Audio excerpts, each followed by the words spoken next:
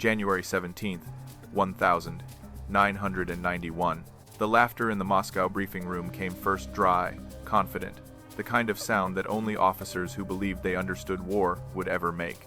Thick cigarette smoke drifted across a long metal table where Soviet generals studied grainy photographs of a strange American vehicle.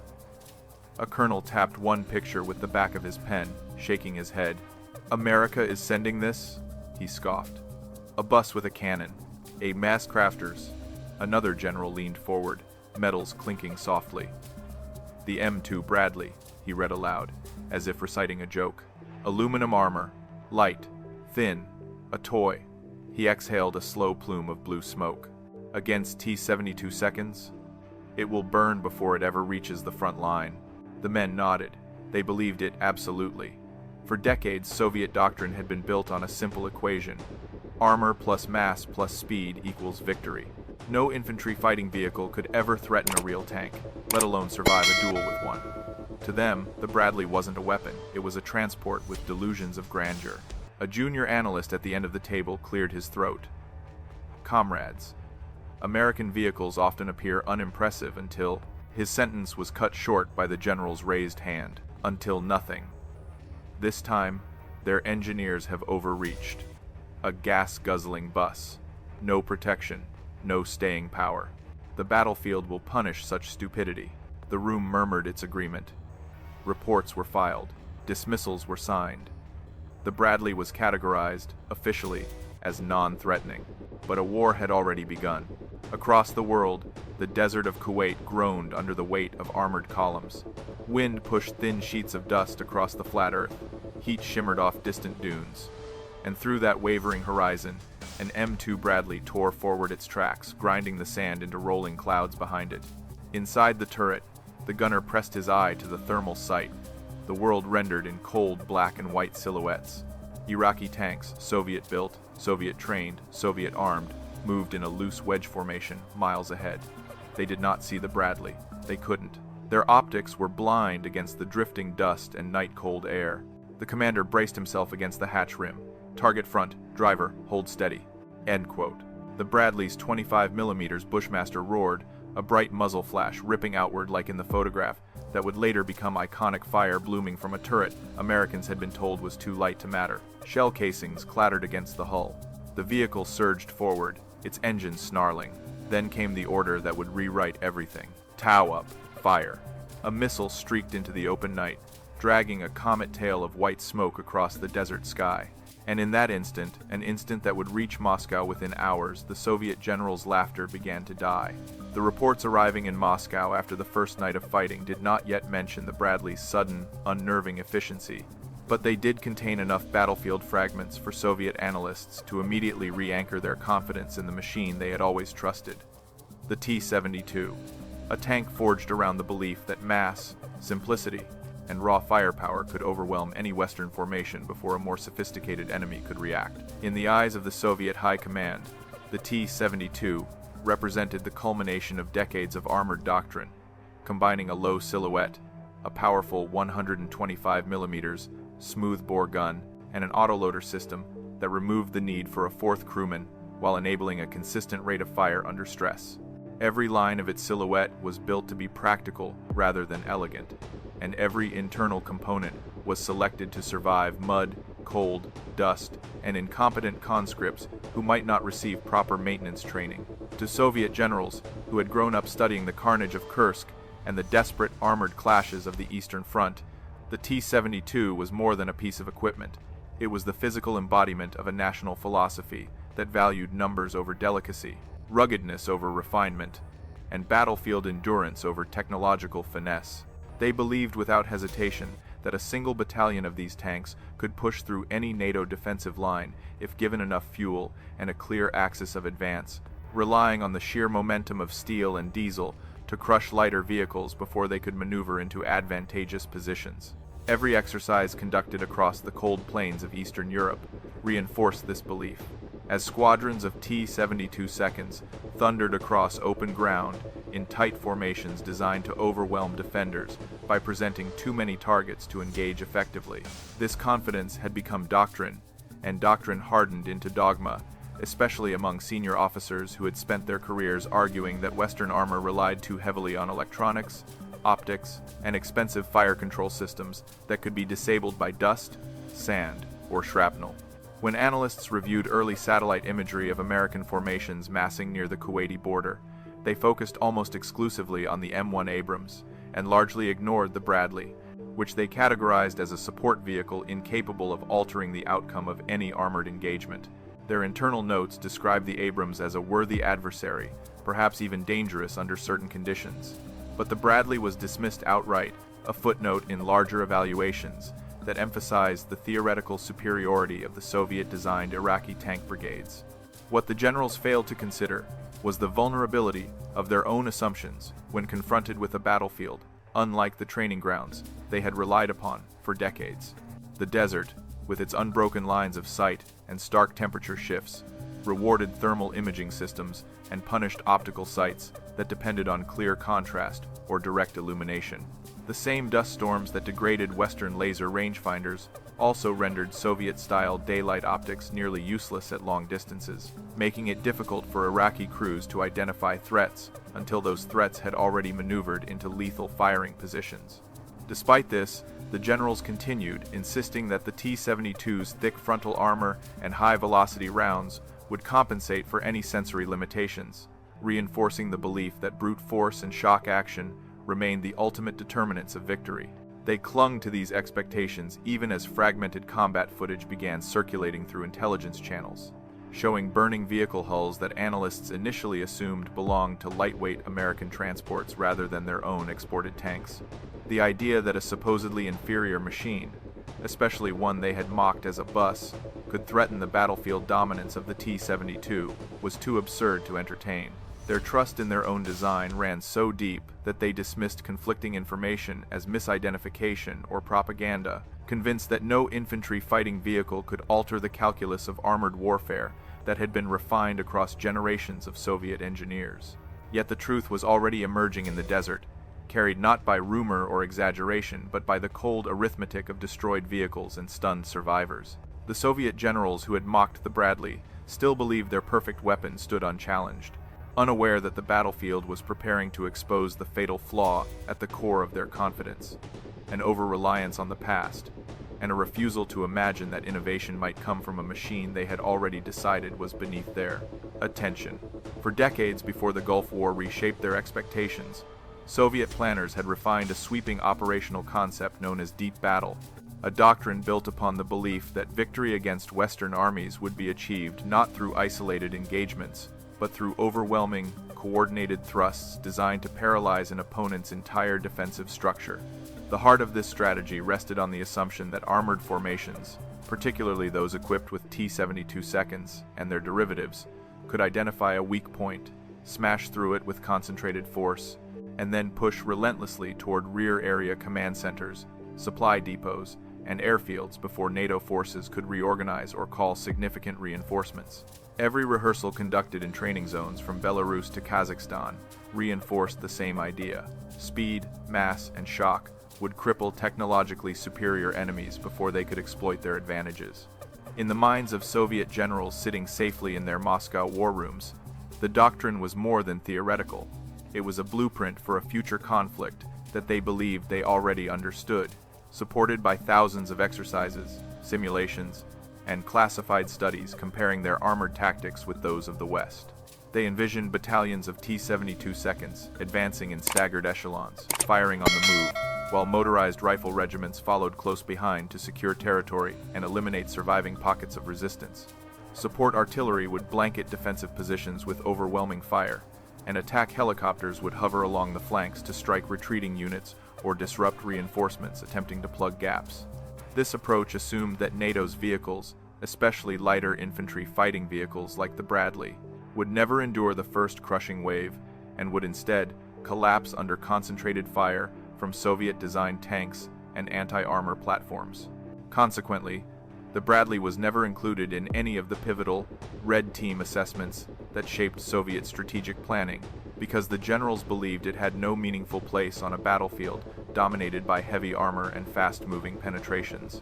To them, deep battle was a contest of hardened steel and high-velocity rounds, not a fight decided by small vehicles carrying infantry and guided missiles. These assumptions grew even stronger throughout the 1,980 seconds, as Warsaw Pact forces conducted elaborate war games that simulated massive armored thrusts across the Fulda Gap and other critical corridors in Central Europe. In these exercises, Western forces were typically represented by placeholders or simplified unit markers rather than detailed replicas, reinforcing preconceived beliefs that Soviet formations would overpower American and NATO elements before technological advantages could be brought to bear. The commanders orchestrating these simulations rarely accounted for precision-guided munitions, advanced thermal imaging systems, or the possibility that Western doctrine might adapt rapidly under battlefield pressure, choosing instead to treat the battlefield as a static environment where numbers and firepower alone determined outcomes. When Soviet analysts reviewed the first satellite images of the American buildup in Saudi Arabia, they interpreted the concentration of armored brigades, artillery battalions, and air support units as confirmation that the United States was preparing to fight in a predictable, linear fashion that mirrored their expectations. They assumed that American commanders, like their own, would rely heavily on main battle tanks to spearhead armored assaults and would use lighter vehicles only to transport infantry or screen the flanks. In this context, the Bradley remained a peripheral concern, useful perhaps for reconnaissance or escort duties, but entirely irrelevant to the decisive armored engagements that Soviet doctrine predicted would define the conflict. This doctrinal certainty blinded the generals to a fundamental shift already underway within the U.S. Army, where technology, combined arms coordination, and integrated sensor networks had begun to erode the relevance of old assumptions about weight and armor thickness. Deep battle, once considered an unstoppable formula for victory, was about to collide with a new reality in which vehicles like the Bradley could detect, engage, and destroy targets long before traditional armored tactics could bring their guns to bear. The Soviet High Command did not yet realize that the battlefield of 1991 would expose the limits of their cherished doctrine, revealing that massed armor could be vulnerable not just to tanks but to smaller, faster, and more technologically advanced platforms that exploited weaknesses deep battle had never accounted for. They still believed their sweeping breakthrough strategy remained unchallenged, unaware that in the deserts of Kuwait and Iraq, a supposedly insignificant American vehicle was preparing to dismantle the very foundations of their theory with a combination of precision, visibility, and lethality that no war game in Moscow had ever predicted. As the first detailed intelligence packets from the Gulf began circulating through the labyrinth of Soviet analytical departments, the generals responsible for evaluating foreign armored capabilities approached the documents with the same confident detachment that had shaped their conclusions for more than a decade. They skimmed past the grainy battlefield photographs and immediately searched for specifications, believing that raw numbers alone would reveal the relevance or irrelevance of any American armored vehicle deployed in the conflict. When they reached the page describing the M2 Bradley, they barely paused, convinced the vehicle posed no meaningful threat to the well-armored Iraqi brigades equipped with T-55 seconds and T-72 seconds. The initial assessment report emphasized the Bradley's aluminum armor, which analysts regarded as pathetically insufficient compared to the thick steel plating of Soviet-designed tanks. They noted its relatively lightweight and modest profile, concluding that it would be vulnerable to almost any anti-armor weapon used in the region. The presence of a 25mm Bushmaster cannon struck them as further proof of its inferiority, since they believed such a weapon could not penetrate the frontal armor of even outdated tanks, much less the modern designs exported to Middle Eastern allies. To the analysts, the Bradley appeared to be nothing more than a tracked personnel carrier, given a superficial armament upgrade to placate American infantry units. These perceptions encouraged the drafting of a dismissive summary that positioned the Bradley as essentially non-threatening, suitable only for reconnaissance tasks or light fire support in situations where enemy armor was not expected. The report's authors argued that American commanders would undoubtedly keep the Bradley far from the front lines during any serious confrontation, allowing the Abrams to absorb the brunt of armored combat while infantry vehicles remained safely behind established lines. They viewed the Bradley's missile armament as an experimental addition rather than an operational capability, assuming that TOW launchers required unrealistic preparation times that would render them useless in fast-paced engagements. What none of these analysts considered was the fundamental shift in how American mechanized units actually operated, particularly their seamless integration of sensors, communication networks, and weapon platforms that allowed lighter vehicles to engage armored targets with surprising effectiveness. Instead of investigating how these components interacted on the battlefield, the Soviet assessment focused narrowly on isolated performance data, treating each subsystem as independent rather than part of a larger combined arms ecosystem. This reductionist approach led them to conclude, erroneously, that the Bradley's offensive potential was negligible and its survivability effectively non-existent under genuine combat conditions. Because their evaluations were shaped by older doctrinal expectations, the analysts also failed to understand how the Bradley's thermal sights and stabilized firing systems could dramatically influence long-range engagements.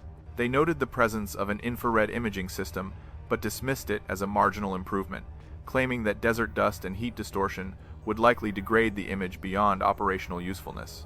These assumptions reflected the outdated Cold War belief that optical systems would always outperform electronic sensors, an idea that had been partially true in the 1,970 seconds, but was thoroughly obsolete by the early 1,990 seconds. The Bradley's ability to acquire targets at night or through smoke was completely underestimated, largely because Soviet vehicles relied on less advanced infrared technology that produced inferior battlefield visibility. Their threat assessment became even more skewed by the belief that Iraqi crews, trained under Soviet-approved methods, would execute maneuvers with the same discipline and speed expected of Warsaw Pact units during wartime.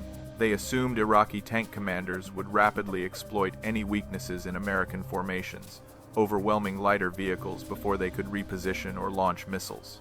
However, this assumption ignored the numerous intelligence indicators showing that Iraqi forces lacked proper maintenance routines, had inconsistent training standards, and suffered from poor coordination between units, especially during nighttime operations. By the time the full report reached senior decision-makers within the Soviet General Staff, it had become a polished document filled with confident predictions that bore little resemblance to the realities emerging in the Gulf. The Bradley was formally categorized as a low-priority system, unworthy of further attention, allowing commanders to shift their analytical focus toward the more imposing Abrams and the complex interplay between air power and armored thrusts. Yet buried within the data they had chosen to ignore were early clues that the battlefield was shifting in unexpected ways, clues that, if recognized, might have warned them that their assumptions about American infantry vehicles were disastrously out of date.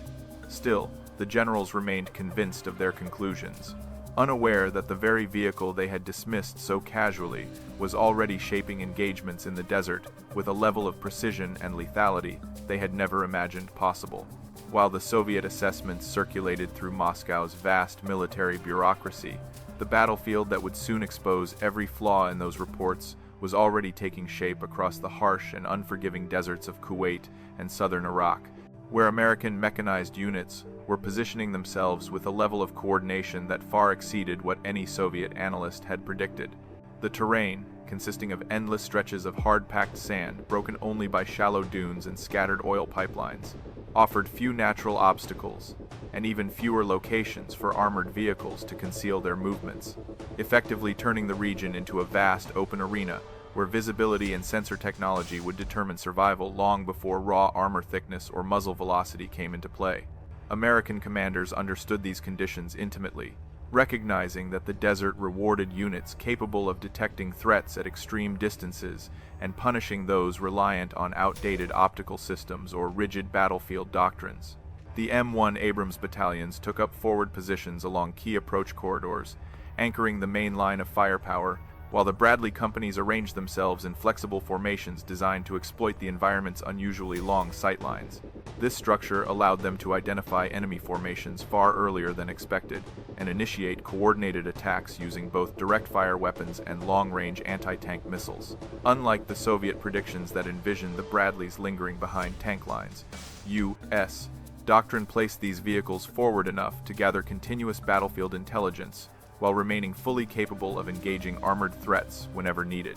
The night operations further amplified this advantage, as the temperature of the desert plummeted and created sharp thermal contrasts that made Iraqi vehicles glaring targets for the advanced FLIR systems mounted on both Abrams and Bradleys.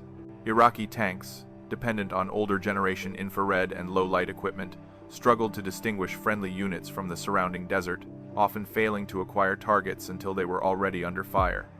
Meanwhile, U.S. mechanized platoons moved with disciplined precision, using GPS navigation and secure communication links to coordinate movements that would have been nearly impossible for Iraqi units operating with unreliable radios and limited situational awareness. Compounding these challenges was the growing psychological pressure that Iraqi crews experienced as American artillery and air power repeatedly struck key assembly points, disrupting their ability to establish cohesive defensive lines or coordinate counterattacks. Soviet-designed tactics emphasized rapid concentration of force at decisive points, but the Iraqi brigades found themselves isolated, fragmented, and unable to reform once the initial waves of bombardment had scattered their units across the open desert. Even when armored groups attempted to reposition, their movements were quickly detected by U.S. reconnaissance aircraft or Bradley scouts, using thermal sights to track heat signatures from miles away. Despite this, many Soviet analysts reviewing early combat updates continued to interpret these developments as temporary setbacks rather than indicators of deeper systemic failures. They believed that once Iraqi armored formations consolidated and initiated a deliberate counteroffensive, American forces would be forced into direct confrontations, where the numerical and structural advantages of Soviet-designed tanks would finally manifest. Their expectations centered on the idea that Western success relied primarily on air power, and that once ground forces clashed in earnest, the Bradley would be exposed as the fragile, underarmed vehicle they had long imagined. However, the actual conditions unfolding across the desert told a very different story, one in which American mechanized units displayed a level of situational awareness and battlefield cohesion that Iraqi commanders had no ability to match. The combination of long-range sensors, precise navigation tools, and integrated command networks allowed even light vehicles like the Bradley to maneuver with remarkable confidence, often positioning themselves advantageously before Iraqi crews even realized contact had been made. In this environment, every assumption made in Moscow about the limitations of American mobility and firepower was quietly unraveling, setting the stage for engagements that would demonstrate the devastating effectiveness of a vehicle the Soviets had dismissed as little more than an armored bus. As the final elements of the coalition ground forces aligned for the opening phase of the offensive, the gulf between Soviet expectations and battlefield reality grew wider with each passing hour, preparing the conditions for a confrontation in which the Bradley would challenge not only Iraqi armor, but the very doctrines that had shaped Soviet understanding of mechanized warfare for generations. The first major armored encounter involving Bradley units unfolded in the dim light just before dawn, when the desert horizon appeared as a wavering line of muted shadows that concealed the movement of both American scouts and the dispersed Iraqi brigades, attempting to reposition after a night of heavy bombardment. As the Bradley platoons advanced across the hard-packed sand, their engines rumbled in steady unison, sending low vibrations through the hulls while dust trailed behind them in long, curling plumes that drifted lazily in the cold morning air. The gunners scanned the landscape through their thermal sights, watching distant shapes resolve into glowing silhouettes that revealed themselves as a mix of tanks, armored personnel carriers, and scattered trucks hastily abandoned by their crews after the previous night's chaos. One, Bradley, positioned near the center of the formation, was the first to detect an advancing Iraqi armored element emerging from a shallow depression several kilometers to the east, its heat signature flaring against the colder terrain in a way that made identification almost effortless. The gunner called out the direction and distance with calm precision, his voice steady as he refined the target picture while the commander relayed updated coordinates to the rest of the platoon. The driver eased the vehicle forward, adjusting their angle to maintain both cover and optimal firing position, even though the open desert offered little protection beyond small rises in the ground that could partially mask their movement. Within moments, the Bradley's Bushmaster cannon began to speak, sending the first bursts of armor-piercing rounds across the open terrain with a measured, rhythmic cadence that echoed faintly through the morning stillness. Each shot produced a sharp flash that lit the turret in stark orange light, briefly illuminating the commander's silhouette as he leaned into the hatch to observe the strike impacts. The rounds tore into the lead Iraqi vehicle's exposed side armor, causing it to lurch violently before flames erupted from its turret ring, marking the first confirmed kill of the engagement. Even before the plume of smoke fully widened, the Bradley shifted to a second target, firing with the same controlled aggression that allowed the vehicle to maintain accuracy despite the slight rocking motion caused by its forward momentum. Other Bradleys across the formation joined the fight, their guns creating overlapping streams of fire that forced the Iraqi crews into hurried, disorganized responses. Lacking comparable thermal optics, the Iraqi tank commanders struggled to pinpoint the origins of the incoming fire, often rotating their turrets in slow, uncertain arcs that exposed their weaker armor profiles to American gunners who capitalized on every delay. The Bradley platoon maintained a fluid advance, maneuvering between engagement points with practiced ease while maintaining constant communication through secure radio channels that allowed them to coordinate angles of fire and prioritize targets based on threat level. Amid the escalating exchange, the Iraqi formation attempted a countermeasure by accelerating a pair of tanks toward a low ridge that offered a temporary defilade position, hoping to regroup long enough to mount an organized counterattack.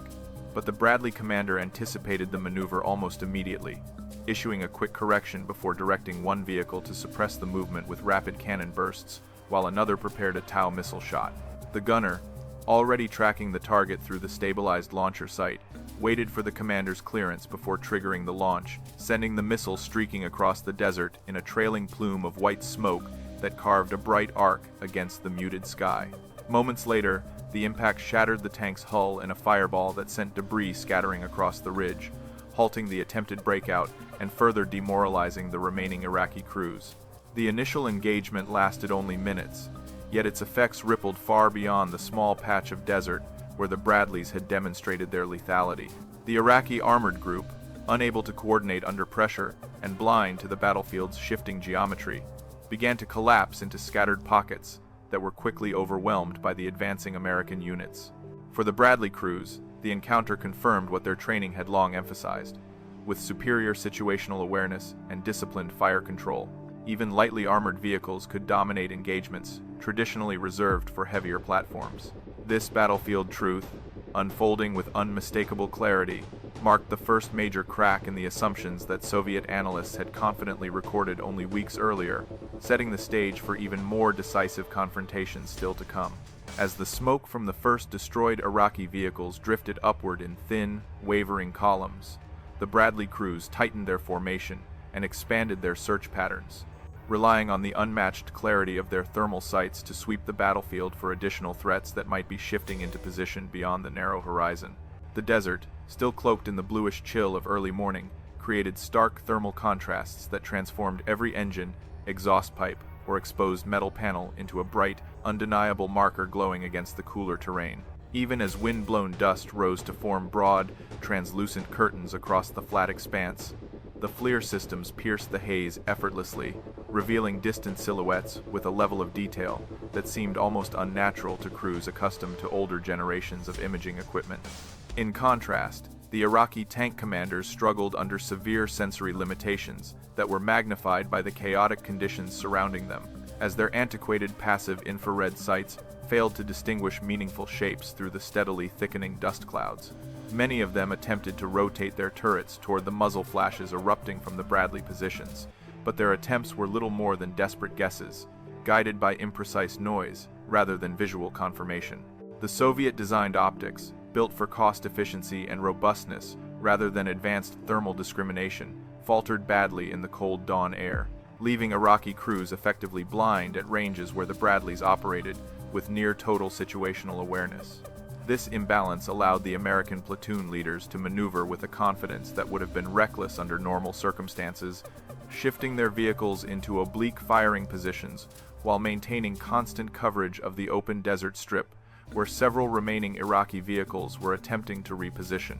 The FLIR screens, glowing in the dim interiors of the turrets, displayed moving thermal signatures that clearly differentiated between active tanks, damaged hulls, and fleeing infantry, enabling the commanders to assign targets in real time, with precise, calm instructions that kept the formation cohesive and lethal. As the Iraqi units continued to disperse, The Bradley gunner teams exploited every moment of hesitation, tracking turret rotations and engine heat blooms as they selected new targets with remarkable efficiency. The thermal sights allowed them to identify tanks attempting to retreat into shallow depressions or behind minor terrain features that would have provided effective concealment against traditional visual observation. Instead of disappearing, these vehicles appeared as bright, irregular shapes against the background, rendering their attempts at concealment useless and exposing them to accurate bursts of 25mm fire or, when necessary, the devastating punch of a TOW missile. The advantage extended beyond simple target acquisition, influencing the pace and structure of the entire engagement. With real-time thermal feedback, Bradley commanders could maintain consistent standoff distances, avoiding the risk of close-quarters ambushes, while still applying continuous pressure that prevented Iraqi armor from establishing coherent defensive lines. Every movement the American vehicles made was informed by clear, uninterrupted imaging, while every Iraqi maneuver remained hindered by guesswork, miscommunication, and an almost total lack of awareness regarding the positions of the advancing mechanized units. This disparity created an atmosphere of mounting panic among the Iraqi crews, who found themselves reacting to threats they could not fully see or understand, often retreating in disorganized bursts that only made them easier targets for the advancing Bradley platoon. Several tank commanders attempted to fire blindly into the dust, hoping to suppress the American advance, but their rounds landed harmlessly across the desert, throwing up plumes of sand that revealed nothing and achieved even less. Meanwhile, the Bradleys continued firing in measured, deliberate intervals, maintaining the disciplined tempo that allowed them to conserve ammunition while delivering maximum battlefield impact. By the time the dust began to settle, the outcome of the engagement had been all but determined by the overwhelming dominance of American sensor technology, which had allowed relatively light vehicles to dictate the terms of battle against opponents equipped with theoretically superior armor and firepower. The events of that morning would later become a case study in modern mechanized warfare, demonstrating that visibility, information, and coordination could eclipse weight and thickness in shaping the result of armored confrontations. For now, however, the Bradley crews simply pressed forward, guided by clear screens and steady voices, unaware that their performance was quietly dismantling long-held assumptions in distant Moscow offices where Soviet analysts still believed their doctrines remained unchallenged. As the Bradley platoon advanced deeper into the shifting haze, the commanders recognized that the Iraqi formation, though battered and disorganized, still retained several armored elements capable of mounting a localized counterattack if left unchecked, prompting them to prepare their TOW missile teams for a series of deliberate strikes that would eliminate the most dangerous threats before they could regain momentum. The crews moved with quiet professionalism, working through a sequence of actions that had been drilled repeatedly in training, yet now carried a sharpened intensity born from the unmistakable presence of hostile armor maneuvering somewhere ahead. Inside each turret, the gunner steadied his breathing while adjusting the launcher's sight picture, aligning the crosshairs with glowing thermal signatures that flickered against the ridgeline like restless embers waiting for a gust of wind. One Iraqi tank in particular, a T-72 attempting to reposition behind a slight rise to conceal its turret, became the immediate focus of the lead Bradley's missile crew, who recognized the rapid movement as an indicator that the enemy commander intended to establish a firing point that could potentially threaten the advancing formation. The Bradley commander issued a short, crisp order authorizing the shot, and the gunner responded with calm precision, triggering the launch sequence that produced a sudden burst of exhaust inside the turret and propelled the TOW forward in a long, ghostly arc of trailing smoke.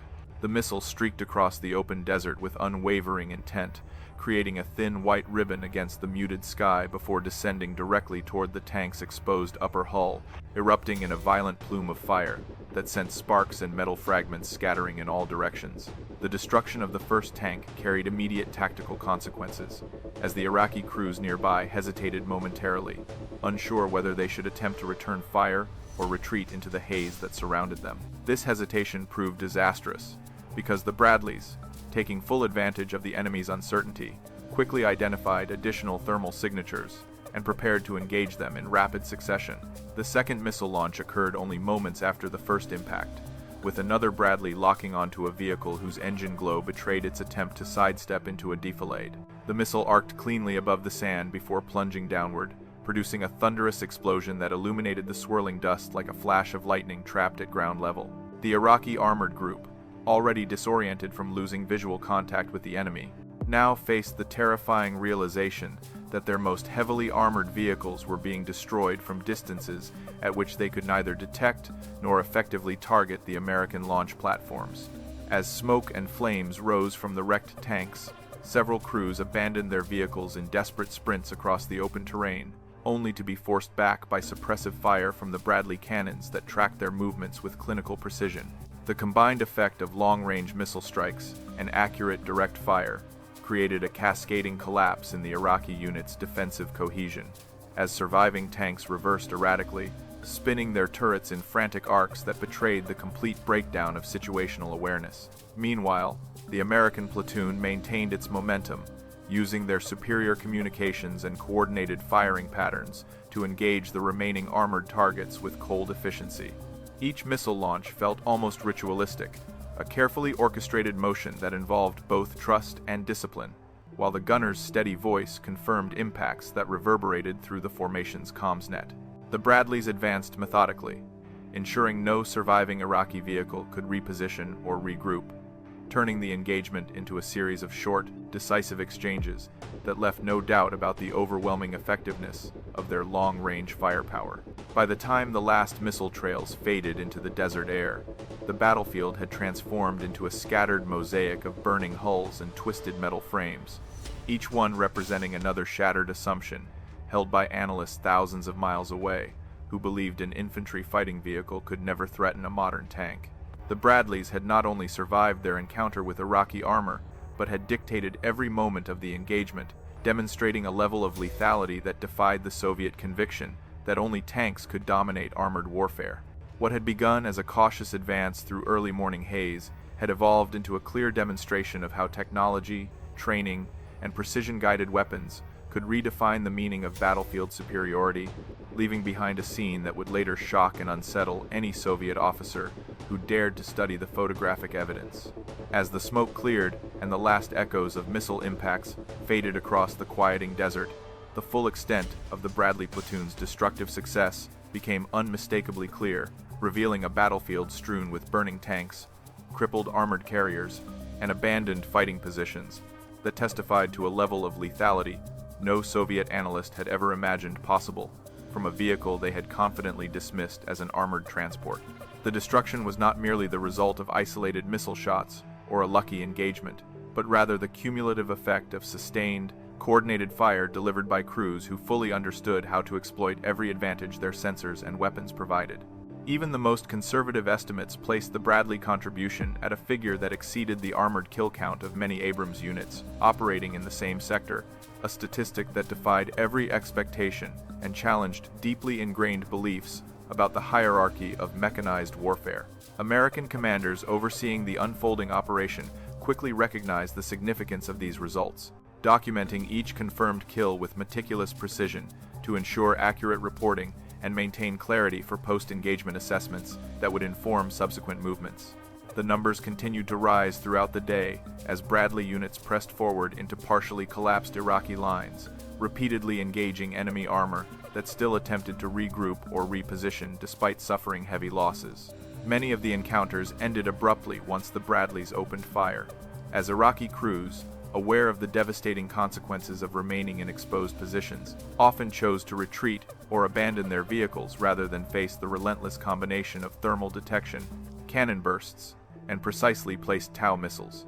The mounting tally of destroyed Iraqi armor created a ripple effect across the broader coalition offensive, enabling Abrams units to advance with reduced resistance, while allowing mechanized infantry to clear defensive pockets with far less difficulty than anticipated.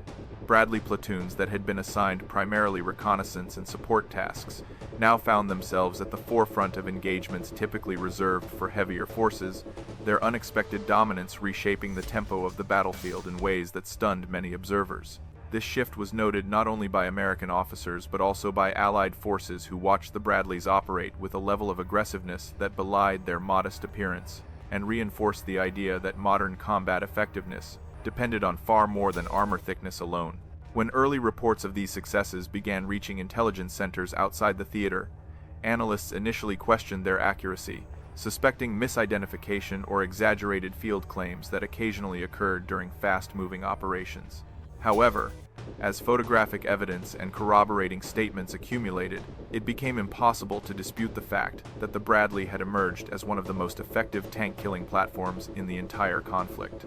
Some intelligence summaries recorded that Bradley units were responsible for destroying dozens of armored vehicles across multiple engagements, a statistic that placed them ahead of even the celebrated Abrams in certain operational contexts, and fundamentally challenged the traditional assumptions about what an infantry fighting vehicle could achieve on a modern battlefield.